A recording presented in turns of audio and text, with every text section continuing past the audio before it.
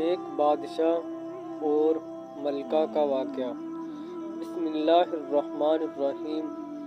ناظرین، بیان کیا جاتا ہے کہ کسی ملک میں ایک نیک سیرت بادشاہ کی حکومت تھی۔ وہ شاہی خزانے سے ایک پیسہ بھی اپنی ضروریات کے لیے نہیں لیتا تھا۔ وہ کہا کرتا تھا کہ شاہی خزانہ عوام کا ہے اور عوام پر ہی خرچ کیا جانا چاہیے۔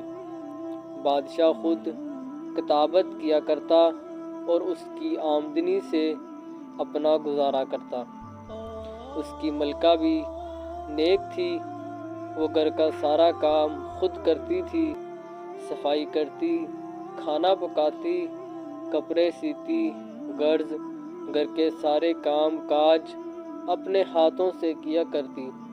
ایک روز ہوا کچھ یوں کہ ملکہ کا ہاتھ روٹی پکاتے ہوئے جل گیا۔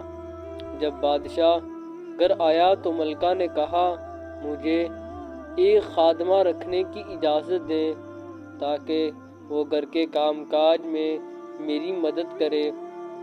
بادشاہ نے کہا، ملکہ تم جانتی ہو کہ میں شاہی خزانے سے ایک پیسہ بھی نہیں لیتا، اس لیے کہ یہ عوام کا پیسہ ہے اور میری آمدنی اتنی نہیں کہ میں ایک خادمہ رکھ سکوں، کیونکہ میری آمدنی میرے ہاتھ کی کمائی پر ہے اور کتابت سے اتنی آمدنی نہیں ہوتی کہ میں ایک تمہارے لیے خادمہ رکھ سکوں۔ مزید بادشاہ نے کہنے لگا، اگرچہ میں بادشاہ ہوں مگر حقیقت میں ایک عام غریب آدمی ہوں۔ شاہی خزانے پر صرف عوام کا حق ہے جو صرف عوام کی فلاح کے لیے ہی خرچ ہونا چاہیے۔ اگر آج میں نے اس خزانے سے آج کچھ لے لیا تو کل خدا تعالیٰ کو کیا جواب دوں گا؟ ملکہ تم حلال کی کمائی پر صبر و شکر کرو، بروز قیامت خدا تمہیں اس کا بہت اجر دے گا۔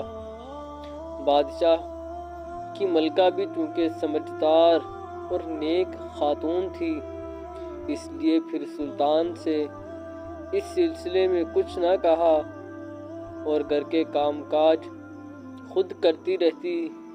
اس لیے کہا جاتا ہے، خدا سے دوستی رکھنا ہو تو اپنے ہاتھ سے کماؤ اور حلال رزق سے اپنے اور خاندان کی کفالت کرو۔ اللہ ہمارے حکمرانوں کو بھی ایسی سمجھ عطا فرمائے، آمین۔ ناظرین، اگر آپ ہمارے چینل پر نئے ہیں تو ہمارے چینل کو لازمی سبسکرائب کیجیے۔